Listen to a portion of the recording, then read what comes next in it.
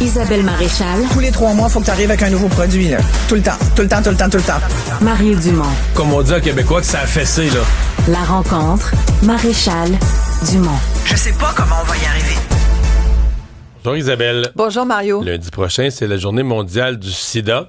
Et ça, tu me l'écris, mais 40 ans, c'est vrai, on se reporte 1984, la mort de Rock Hudson. Me trompe-tu de nom? Non, mais disons qu'à partir de... C'est l'année charnière. Là. C'est une année où, comme un peu officiellement, mais en même temps, tu sais, je regardais dans l'histoire, c'est à partir de 1982, en fait, à l'Institut Pasteur, qu'on a commencé à voir quelque chose sous le microscope qui ressemblait à un virus inconnu à ce jour, qu'on s'est mis à séquencer ensuite l'année suivante. Là, et c'est vrai que en 1984, chez nous, au Québec, il y a eu un des grands spécialistes de la question aujourd'hui, qui est le docteur Régent Thomas, qui nous a alertés là-dessus, qui a ouvert une clinique avec des collègues médecins, puis qui s'est dit, il faut absolument faire quelque chose parce que on sentait, le docteur Thomas sentait là, qu'il se passait quelque chose, qu'il y avait des populations infectées par ce virus qu'on a appelé, donc, cette maladie qu'on a appelée le sida, avec ce virus, le VIH. Et pourquoi je t'en parle? Mais les jeunes... Je pense qu'il y a toute une génération pour qui c'est comme ça n'existe pas. Là. Les jeunes d'aujourd'hui, tu as tellement raison. Moi, les 35-40 ans et moins de sida... C'est parce qu'on l'a beaucoup dit. On l'a beaucoup dit que finalement, aujourd'hui, tu meurs... Il y a comme une espèce de pensée que tu meurs plus du sida. Moi, j'avais un organisateur politique au début là, qui a perdu son jeune frère là, dans 86, 6, 7 de ces années-là. Mais toi, à 25 ans, tu mourrais à 25 ans, en pleine forme, tu mourrais du sida. Mais moi, je suis X comme toi, et puis je pense que c'est le virus de notre génération. Autant les jeunes d'aujourd'hui vont parler de la COVID, autant pour toute la génération née dans les années 60, on avait donc, quand on a découvert notre sexualité, c'était 75, 80, 85. Puis à l'époque, on parlait pas tant que ça de se protéger. On parlait pas vraiment non plus comme on le fait aujourd'hui. Tu sais, on avait. Puis écoute, faut le dire, là, on baisait pas protégé. Puis on se faisait pas forcément rabâcher tout le temps qu'il fallait à tout prix mettre un condom et tout. Il y avait pas ce discours-là. Mais la peur est arrivée vite, par exemple. Moi, je me souviens là, de discussions que j'avais avec des amis de l'époque, puis j'avais beaucoup d'amis gays, homosexuels, pour qui c'était une vraie crainte. Ah oui, vraiment. Une vraie crainte. Dans la communauté homosexuelle, oui, vraiment. c'était une terreur. Moi, j'ai eu un coloc gay avec qui j'ai vécu pendant une couple d'années, et je me souviens d'avoir vécu moi-même tout cette espèce d'ostracisme, ce tabou entourant le sida. Les gens au début, ils étaient considérés comme des lépreux. Complètement. Parce que c'était une maladie contagieuse. On comprend contagieuse par relation sexuelle, je veux dire. Exact. Oui, échange sanguin. Mais une fois que tu dis le mot contagieux... Moi, les gens pensaient que ça se transmettait par la salive ou par le toucher. Ils étaient traités comme des lépreux là, complètement. pendant une assez courte période, quelques années, mais quand même. Et écoute, même au travail, je me souviens, là, je pouvais toucher le bureau, par exemple, ou prendre un verre ou une poignée de pot, puis on me disait, Isabelle, là, il faut que tu désinfectes tout ce que tu touches. Là. Quand les gens ont su que je vivais avec à l'époque, on disait un sidatique, un sidéen, tu sais, quelqu'un qui était infecté du VIH. D'ailleurs, malheureusement, mon ami est mort du sida.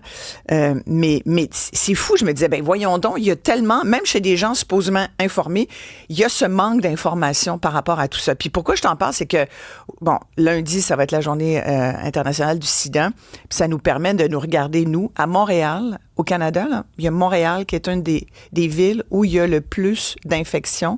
Il y a une hausse de 25% des cas d'infection. Fait que c'est comme, ça revient en force, Mario. Et puis je me dis, voyons donc, ça n'a pas de bon sens. C'est inquiétant. Alors, je pense qu'il faut... Aujourd'hui, on le sait, là, on n'a pas de raison de ne pas le savoir. Et il y a aussi des médicaments aujourd'hui. La prévention, on a comme été bien lousse avec la prévention dans les dernières années. Mais il y a des médicaments, il y a des médicaments même préventifs qui sont à peu près pas utilisés. C'est assez pathétique, finalement, de voir ça, là. On va t'écouter là-dessus. Est-ce que le hockey est devenu autre sujet qui a été dans l'actualité depuis une semaine? Est-ce que le hockey est devenu un sport de riches? Je voulais revenir là-dessus parce que moi, je pense que le hockey est devenu un sport de riches, mais comme plusieurs sports. Mais comme le sport en général, t'as raison. Tes enfants, ils ont joué à des sports? mon gars joue au volleyball. Ça, c'est volleyball, soccer. Ça, vraiment, il y a quelques sports comme ça que c'est pas si pire. Mais tu sais, tu parles du soccer. Moi, je pense que les Québécois, de plus en plus, aiment le soccer pour plein de raisons. Mais je pense qu'une des raisons, c'est que ça prend juste un ballon puis des espadrilles.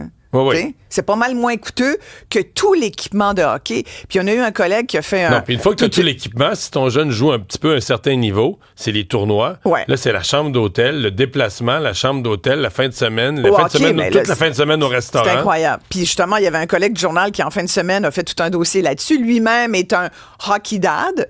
Et il disait... Puis il avait rencontré une famille, écoute, qui dépense à peu près 14 000 $ pour un de ces jeunes qui joue au hockey, puis qui est gardé. Puis dans les ligues, il y a des ligues, évidemment, plus tu montes, plus tu te rapproches d'une certaine élite, ben ça te coûte cher. Puis c'est vrai, tous les tournois, moi j'en connais, j'ai une amie, là, il y a 2 de ses 4 enfants qui jouent au hockey, même ses jumelles aussi, je pense, jouent au hockey, mais ils sont tout le temps sur la route la fin de semaine. Là. Ça devient, tu sais, tu payes un condo, mettons, avec mais tu sais, les gens, sais-tu qu'est-ce qu'ils disent? Puis je les comprends. On n'arrête pas de dire, lâchez les écrans avec vos jeunes. C'est bien de les faire pratiquer du sport. Fait que là, les parents disent, ben au moins, il est pas devant sa tablette quand il est dehors, tu sais, ou sur la glace et tout. Mais je trouve que, tu sais, quand Hockey Québec qui dit non, ce n'est pas un sport d'élite. On s'assure vraiment que tout le monde soit égal. Non, mais la défense, c'est que tu peux faire plus attention, acheter un équipement. Tu sais, les jeunes, souvent, tu peux acheter usagé, tout le monde fait ça. Vite. L'équipement, il est plus bon, ils le revendent usagé. Tu peux acheter. Il y a moyen de baisser la facture. Ouais. Mais elle peut pas venir petite. Là. Non, exactement. Moi, mais écoute, j'ai eu une fille qui s'est rendue quand même assez loin en tennis, puis ça commençait à coûter cher aussi. Tu sais, c'est les abonnements à des clubs. Là, tu veux payer des entraîneurs privés. Au hockey, c'est pareil. Les gens me disent, tu sais, on fait de l'entraînement privé là, parce que juste le temps de glace, c'est pas suffisant. Puis, ça devient, là, c'est un choix. Mais moi, ce que je vois, là, puis tout à l'heure, les gens pourront m'appeler, mais ce que je vois, c'est que les parents sont prêts à mettre beaucoup pour leurs enfants. Vraiment, à investir beaucoup. Mais les parents sont prêts à investir beaucoup pour leurs enfants en sport, en culture, en plein d'affaires. Ce qui est bien. Ce qui est souhaitable. Ce qui est rassurant, d'une certaine façon. Oui. Non, mais c'est ça. C'est que tu te demandes... Dans le cas du hockey, je pense que pourquoi on a un questionnement des fois... C'est un sport national. Oui, mais il y en a qui ont vraiment l'impression que cet argent-là va revenir. Là. C'est-à-dire que ton jeune, il va jouer dans la Ligue nationale, puis quand il va signer son contrat de 4 millions... C'est terrible. Tu vas te refaire. Les gens, ils pensent qu'ils ont Sidney Crosby chez eux là, qui attend juste de grandir puis de pousser. C'est ça. Puis il y en a. Écoute, c'est 1 sur 10 000. Mon Dieu, c'est 0,007 %. C'est 1 sur 10 000 puis encore. C'est vraiment pas beaucoup. On t'écoute à 9h. Merci Isabelle.